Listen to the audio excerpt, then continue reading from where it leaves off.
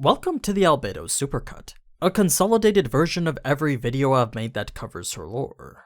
These are videos from quite a few years ago, so please bear with the poor editing and awkward narration style. Let's begin. Albedo was created by Tabula Smaragdina, an alchemist and magic caster who was known as a bit of a gimmick maker. Not only was he part of the original 9 founders of Ainz Ul Gon, back when it was known as Nine's own goal, he had a far more powerful magic casting build than Ainz. Unlike Ainz, who had built his character more for roleplay purposes, Tabula focused on destructive power. As I said, he was also an extremely meticulous and detail-oriented person, one who would spend his time filling Nazarick with minor strange and unusual mechanisms. For instance, the treasury was locked with an elaborate riddle that he had devised, and he had carefully constructed the door so that it would reveal hints to the riddle when one spoke the appropriate phrases in front of it. He was also apparently a bit of a fan of alchemy, both in real life and the game. Not only did he have some specialization in alchemy-related classes, but his name is actually Latin for the Emerald Tablet, an ancient artifact said to depict the secret of transmutation. As such, his 3 biggest passions were Gap Moe, something that I'll cover later, ancient occultic lore, including alchemy of course, and then horror films. But why am I telling you all this? This isn't his character profile. Well, you see, these 3 passions of his were manifested in the 3 NPCs that he had created, one of which was Albedo. Albedo is actually named after one of the 3 stages theorized by ancient alchemists to produce the Philosopher's Stone. For those that aren't familiar with this ancient artifact, the Philosopher's Stone is a legendary alchemical substance made out of the so-called primal material. It's something that allows for base metals like mercury to be turned into more valuable ones such as silver and gold. This is made possible through a series of chemical processes referred to as the magnum opus. The first stage is nigredo, meaning blackening, symbolizing putrefaction and decomposition. The second is albedo, meaning whitening, symbolizing purification and division. The third and final stage is rubedo, meaning reddening, symbolizing perfection and reunification. There was also something of a half stage between albedo and rubedo called citrinitas, meaning yellowing, symbolizing transmutation and energization. So basically, what would happen is you'd break it down, split it into its purest components, transmute and re-energize it, then reassemble it. Now, knowing the origin of Albedo's name, we can see that it's meant to represent purification and whiteness, or rather, that was merely one aspect of her personality. Remember that Tabula loved Gap Moe, which means acting in a way that is completely contradictory to your usual self. So while on the surface she pretends to be this pure, smiling, dutiful wife, her true inner self is as black and as evil as they come. She was also originally written to be this huge slut, but I'm sure you recall how Ainz overwrote that and replaced it with what's her now never-ending love for him. Because of these changes that Ainz had made to her settings, she likes spending time making body pillows and figures of him. As a matter of fact, she has a giant collection of Ainz-shaped dolls in different positions and sizes in her bedroom that she forbids anyone from entering or cleaning. Now, with regards to her design, I was gonna share a more abridged version of how her flavor text was set by Tabula, but since she's one of the few characters whose full settings were actually given to us in one of the series' art books, I feel like it wouldn't be right to not share how she was designed to be in her entirety. So let's go through it. Albedo is a demoness who holds the title of Guardian Overseer, which is the highest ranking position in the Great Underground Tomb of Nazarick. With flowing raven hair and golden pupils, her beauty could bewitch a nation. She is proud of her position and confronts intruders as a confident, dignified, superior being. Regardless of how brilliant or brave her foes may be, or whether she even considers them strong, she will never acknowledge them as being equal to herself. This is because she understands the meaning of the position bestowed upon her. Her abilities befit the title of Guardian Overseer, with outstanding intelligence and combat ability. That said, she is not omnicompetent. For instance, in pure wits, Demiurgus is her superior, while Shaltir is superior in fighting ability. Yet, nobody in Nazarick can rival her administrative ability. In addition, her feminine skills, particularly those pertaining to being a housewife, are excellent, and during her free time, she can be sweeping, sewing, and so on. Though the reason is unknown, she does enjoy cleanliness, and her desire for such frequently drives her to clean things up. In particular, her ability to sort out bookshelves knows no peer. However, she recognizes the possessions of others as belonging to them, so she really insists on cleaning up. That being said, the items accumulated through her collector's habit are typically very messy. Therefore, it remains to be seen whether she actually likes being tidy. This might well be an act, in order to appear as the perfect woman, though the truth of that is unknown. It's too scary to confirm. She always has a gentle smile on her, and her elegant way of speech has made many people think she is a goddess or an angel. That mistake is not particularly laughable, given that she is surrounded by that sort of atmosphere and acts in an appropriate manner. The fact of the matter is, it would not be wrong to view her in that way. She was originally planned to be an angel of the highest order, but she ended up with a greatly distorted appearance after being fused with a monster from the land of dreams. Because of that, her personality is similarly twisted, being merciless and cruel, cunning and savage. She gives her enemies despair and revels in their agonizing death. Her usual expression seems to be there to suppress the urges which flow from her heart, a mask which exists to conceal her desires to perform ruthless acts upon the weak. If the mask should break, she would probably end up being like Empress Lu Ji or Empress Wu Zetian. However, that only applies when dealing with those not of Nazarick. Fortunately for those who do not serve Nazarick, one can take comfort in the fact that the mask is very sturdy and will not break easily. She feels very strongly about her duties as the guardian overseer of the great underground tomb of Nazarick. Naturally, the fact that she has heirs everywhere listening for information goes without saying. In addition, she smiles all the time, to the point where one might say she does not show any other emotion. Her smile, though, is nothing more than a poker face to her. She can also show emotions like anger, grimaces, and fake tears. Her sophisticated lady's face will not break, even when she is torturing the fools who oppose her. By her appearance alone, she is a perfect beauty.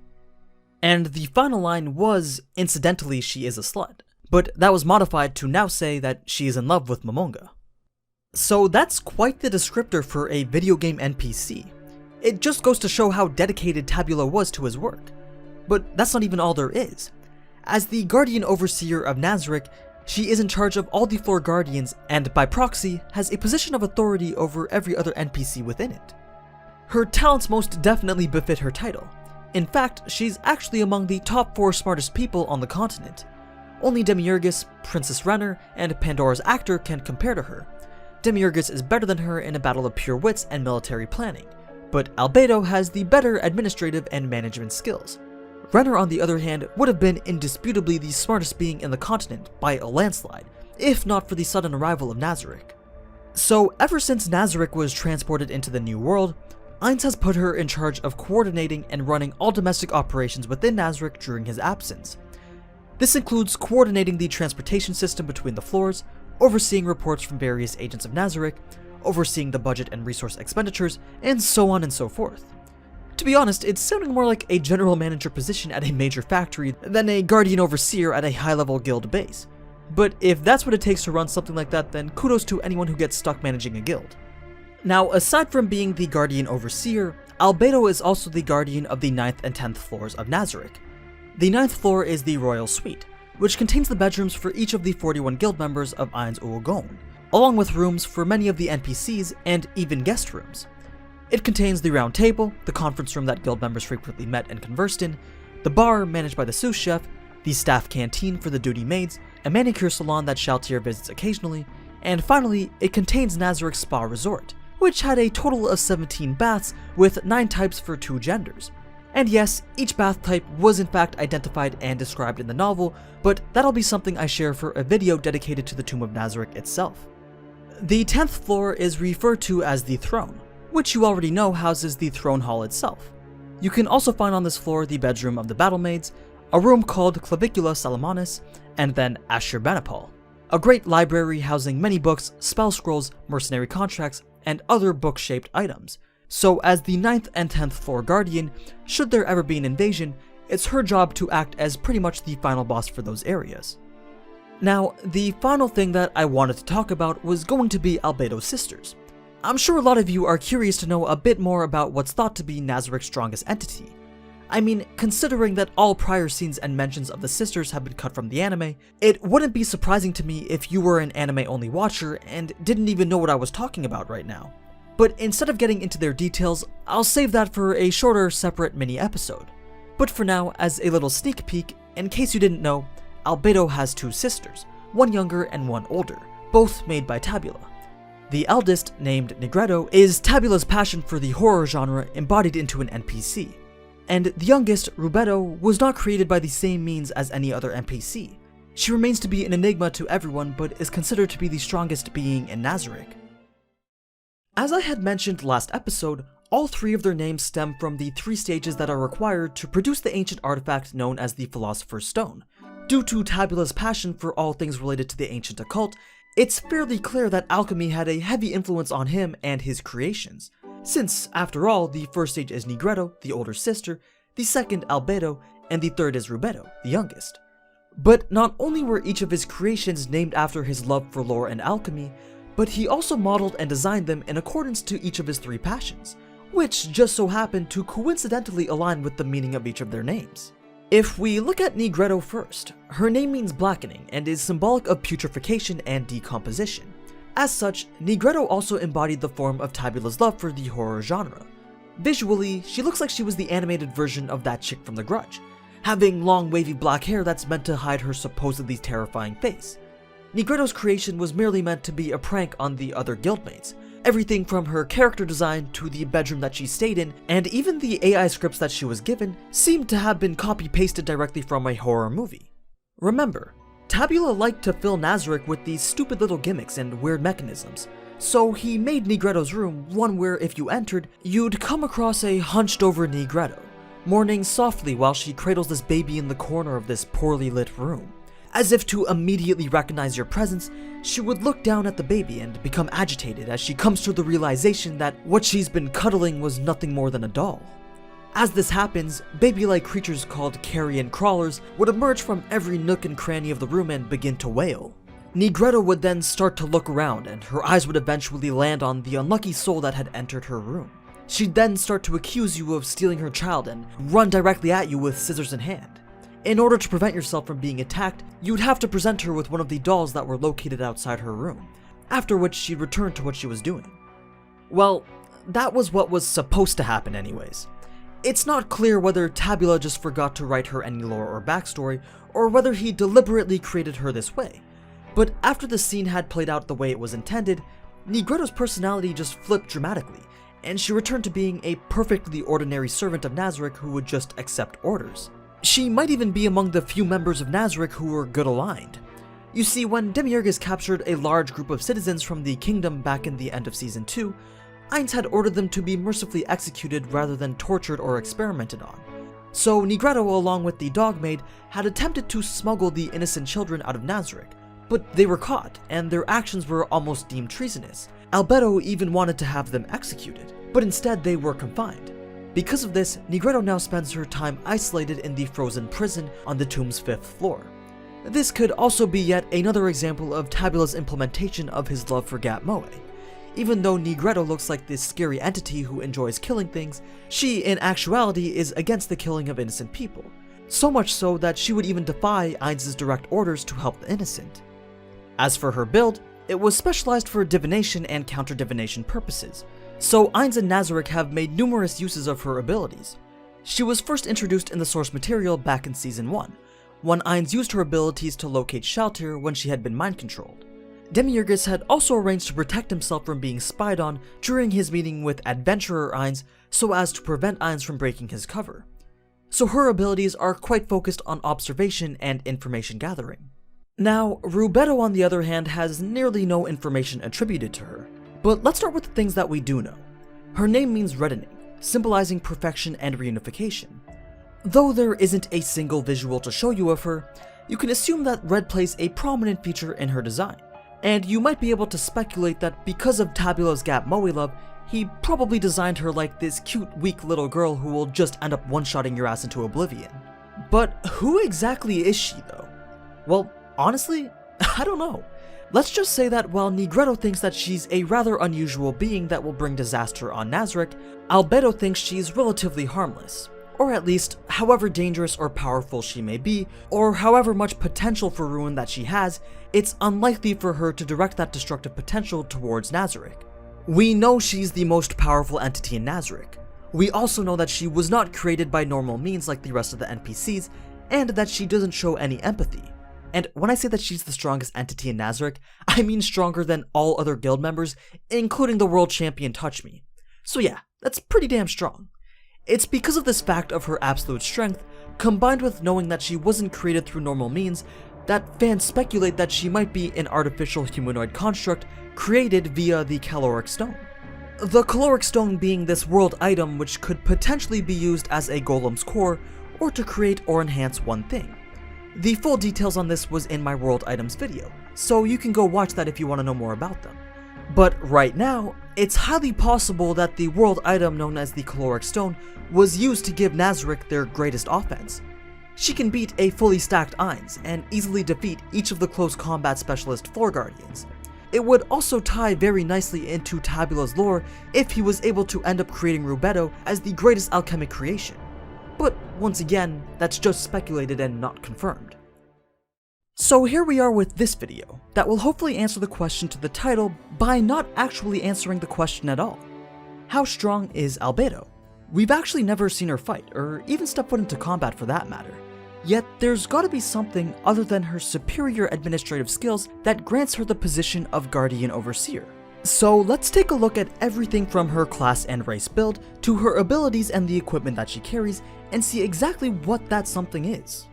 While we will start with her class and race, you should know that the Overlord source material is notorious for giving almost no information on mechanics like races, classes, and abilities.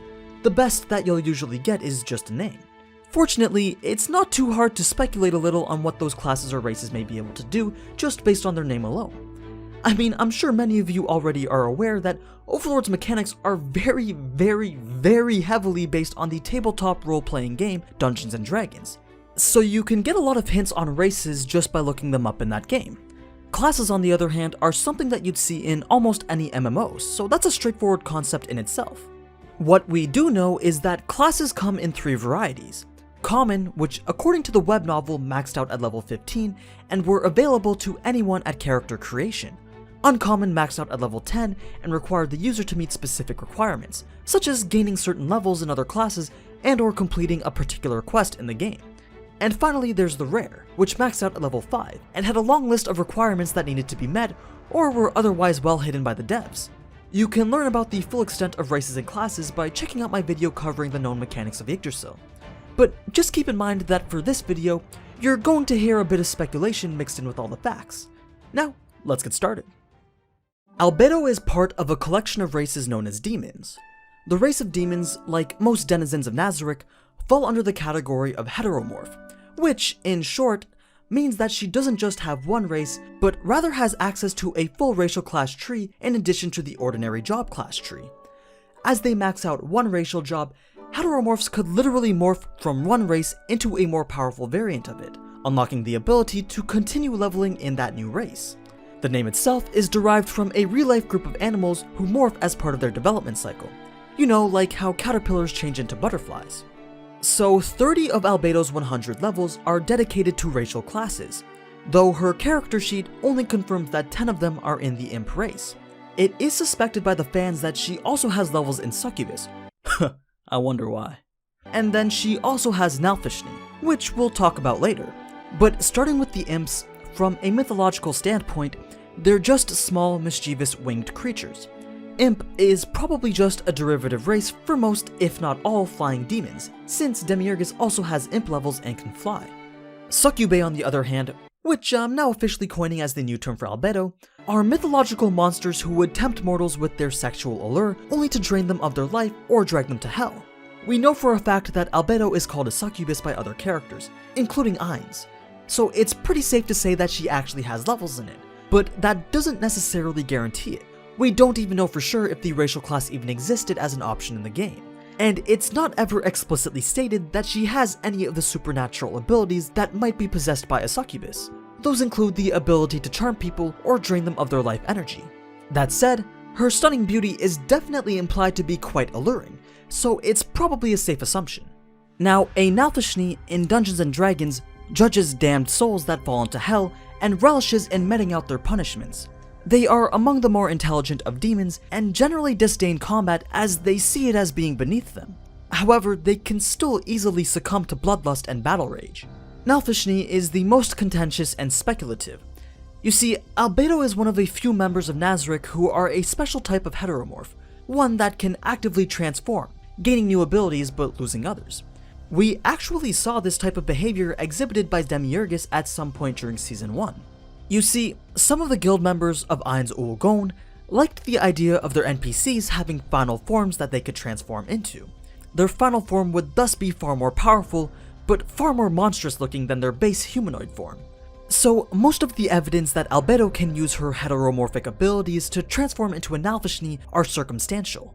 The one that initially set the fan theories flying was actually the bath scene from Season 3 Episode 1, since we hear her stomping around like a giant and then Shaltir calls her hairy, though that could imply something else. Other things about Nalfishnis that seem to fit into place are her haughty yet quick-tempered personality, the resemblance of her wings, her high intelligence, and a few other small details. The remainder of Albedo's levels were focused on the defense-oriented Dark Knight archetype.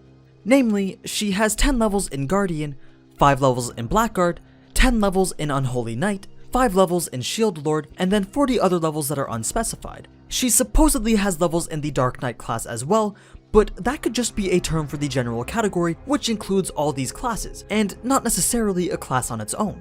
While we don't have the exhaustive breakdown on what these classes actually do, what we do know is that Albedo is among the top warriors in all of Nazarick, specifically due to the fact that she's essentially the tankiest. I mean, with classes called Guardian, Blackguard, and Shield Lord, you can imagine that she has quite the high defensive stats. Just look at her HP and physical and magic defense stats, they're all practically at 100. So it's not too hard with this information and with the names that we've been given to speculate on what these classes are capable of doing. A class like Guardian might be useful for protecting oneself or others, while Shield Lord might boost her ability to use shields. Blackguards in Dungeons & Dragons are basically evil paladins that made a pact with an otherworldly evil creature in exchange for power, and were probably a rare variant of the Unholy Knight class, since that also sounds like an evil paladin. So as a paladin-style character, she's probably got a variety of utility spells, self-healing, smite attacks, and blessing or curses to go along with her high defense. Now, if we shift over to her combat specs, as I had just stated, Albedo is one of the top 5 warriors in all of Nazarick, with Rubedo being at the top, then Shaltir with her 1v1 PvP specialized build that can beat almost any other character in a straight up fair fight, then a 3-way tie between Cocytus, Albedo, and Sibas. Cocytus being this glass cannon type character with unrivaled offensive capability. I mean, he's got 4 arms that can each carry incredibly powerful weapons. Then Sibas has a nice balance between offense and defense, sort of like an in-between of Cocytus and Albedo, since Albedo falls into the defensive spectrum, boasting the tankiest build. In fact, there exists a sort of rock-paper-scissors relationship between the 3 of them due to the particularities of their build. Cocytus beats Albedo, Albedo beats Sibas, and Sibas beats Cocytus. So something like DPS beats tank, tank beats hybrid, and hybrid beats DPS. Sounds like something that you might see in your typical MOBA. This list of course doesn't include magic casters like Mare, who could probably beat everybody else other than Shaltir with the overwhelming destructive power and versatility of his magic. It also doesn't include support builds who would be useful in a teamfight, like the mysterious 7th member of the Pleiades, Oriel Omega. And it also doesn't take into account Ainz's most valuable weapons of tactics, strategy, planning, information, and of course, cash shop items, as he had demonstrated in his fight against Shaltir, despite the overwhelming disparity between their builds. But focusing on just Albedo now, even though her defensive capabilities are unmatched in Nazarick, it's not just her combination of equipment and abilities that grant her such a powerful defense. Her innate defenses are abnormally powerful even without her equipment. In fact, she once took a punch from Demiurgus straight in the abdomen and barely felt it. He actually took more damage to his hand hitting her than she did from him. She can also take one of Cocytus's most powerful attacks, his so-called immovable Wisdom King Strike, which requires him to stand still and channel power for several seconds. Though she did get moderately injured, it was not enough to be life-threatening. We can use her character sheet to confirm her durability. She's tied with Cocytus and Sibas for the highest HP at 100, and then she has the highest physical defense at 95, magical defense at 95, and resistances at 90. While these stats are merely relative and exist only to give you a rough method of comparing the various guardians, it confirms that she's the most tanky character in Nazarick against both physical and magical attackers. Her high resistances also let her resist debuffs and negative status effects, including instant kill attacks. So for example, she could be attacked by spells like Ainz's Grasp Heart, but not die. Albedo also has a variety of skills related to her role as a tank, but she's been involved in so few fights that we really only know of a few. First off is Transposition. This allows her to instantly swap places with an allied friendly unit. The gauge of the distance that it can cover is at least a couple dozen meters, if not more. Then she is capable of parrying melee attacks using her parry active, and this grants a chance of success depending on the skill and power of the attack. For ranged and projectile attacks, she can use missile parry to completely negate it, and if successful, reflected back completely at the attacker using counter arrow. Then she has what's called the Walls of Jericho and Aegis, which are both skills that appear to temporarily boost her defense. Though their exact nature is unclear, they could boost physical defense, magical defense, resistance, health regeneration, or some combination of any or all four of those, though damage reduction seems like the most likely. Lastly, we know she can summon a bicorn at will and use it as a mount, though as we recently saw, it won't really go anywhere due to her still being pure and whatnot. Aside from Albedo's personal problems, demons in general tend to be able to summon lesser demonic entities to do their bidding, and this may be a function of that ability. It's not known whether any of these skills have cooldowns, daily usage limits, or can just be used freely. But normally, powerful skills like these in Overlord are subject to particular usage limits. She also appears to have the ability to heal her own wounds, either through the magic of her Dark Knight class or via passive health regeneration. And finally, the most important ability that Albedo has is the option to redirect the complete damage of a single attack onto her armor, something that she could pull off up to 3 times per day. This effect works regardless of the power of the attack and is capable of tanking even a super tier spell, though it only redirects the damage itself and not any other potential negative effects, so it will not help against attacks that do not deal damage. But what this means is that Albedo can survive 3 hits of the most powerful attack possible in a single fight, with only the cost of heavy damage to her armor. Speaking of her armor, let's talk about her equipment now, of which she has 3 notable pieces. The first being the world item Ginnungagap. In Norse mythology, Ginnungagap is the primordial void that existed in the universe prior to the cosmos and to which the universe will eventually return to during Ragnarok. In Yggdrasil, it's the name for a world-class item that was owned by the guild Ainz Gon and which had been given to Albedo by Tabula Smaragdina without permission of the other guild members. While its precise special power is not explained, it appears to have something to do with dealing damage over a large area to physical objects, so perhaps it swallows things into a void like a black hole. In its ordinary form, it's shaped like a wand, though it also has the ability to transform itself into an alternate version, which Albedo normally uses as her primary weapon, though its alternate appearance is unknown since Ainz forbid her from carrying it into battle back in Season 1 out of fear of losing it to an enemy. Even though this is a world-class item, it's not as powerful as even a specialized divine-class weapon against individual targets. Instead, it seems to have been intended to give Albedo either something like a wide area of effect attack, or the ability to break through even the toughest physical objects, which could, for instance, help her gain aggro or shred armor. But who knows when we'll find out this weapon's true nature. Next up, we've got her armor, Hermes Trismegistus. It's a divine class item that was created by Tabula specifically to work best with Albedo's special ability to redirect damage. It's named as a reference to the author who was said to have founded Hermeticism. This author also allegedly wrote the Emerald Tablet, so I bet you're seeing the pattern here. It's fairly weak for a divine class armor, which is a fact that initially confuses both Albedo and Shaltir. It's got very few in the way of defensive enhancements, special abilities, magical resistances, or even stat buffs. Nearly everything in the armor was designed to increase its durability. But why? Well, it was so that it wouldn't break if Albedo did use her ability to redirect the entire damage of a single attack onto it. Because of this, the armor was designed with 3 layers.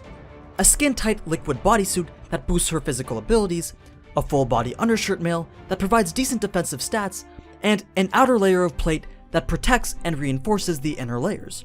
So even if she was attacked with something that could deal enough damage to destroy her armor, it would only destroy one of the 3 layers. Many useful enchantments were sacrificed in order to achieve this effect, but in reality, the 3-layer mechanism made it little more than a gimmick useful for buying time in the face of true power. Her build was never intended for anything more than absorbing a few hits from a level 100 player in order to buy the guild members a precious few seconds. Unfortunately for Albedo, each layer covered her whole body, so having her armor broken while protecting Ainz wouldn't help her expose some of her skin to him, which would have been the ideal situation for her. This ended up being quite annoying and concerning for her, especially since the armor was a creation of the Supreme Beings, so thinking of it as inadequate in any way was practically a treasonous thought. And finally, as we all know, like most Guardians, Albedo was granted the Ring of Ainz ul Golem, a piece of equipment owned by every former member of the guild and which could be used to bypass the spells and mechanisms that disabled and or disrupted teleportation throughout the various floors of Nazarick. Without this ring, an invader would have to go through each floor one by one. Those attempting to teleport could be pulled from their intended destination and into a trap or ambush, or merely just prevented completely from finishing their spell. Unfortunately yet again for Albedo, Ainz is paranoid of any potential foe obtaining this ring, so he forbids Guardians from wearing the ring during any operations outside of the tomb. And that finishes up her equipment. So that's pretty much everything about Albedo. Though the question how strong is she should really just be how tanky is she, and clearly the answer is a lot. She's literally a damage sponge, which honestly wasn't the type of build that I initially thought that Tabula would have given her, but I guess if Rubedo is meant to be the super DPS and Negredo is the stealth informant, then I guess tank would be the way to go. But yeah, that's pretty much the Albedo Supercut. Normally I try not to re-upload videos unless it's necessary, but considering how many parts each floor guardian is split into, I wanted to consolidate each into their own larger supercuts. Don't get me wrong though, I definitely would have preferred to just remaster all of them, but the amount of time it would take would leave no room for any other content. So, if this isn't something that you feel is necessary, then please do let me know in the comments and I won't re-upload any other ones. It's just something that's been on my mind for a while. But anyway, as always, thank you so much for watching, and if you enjoyed this type of anime content, then you already know what to do. So, until next time, ciao!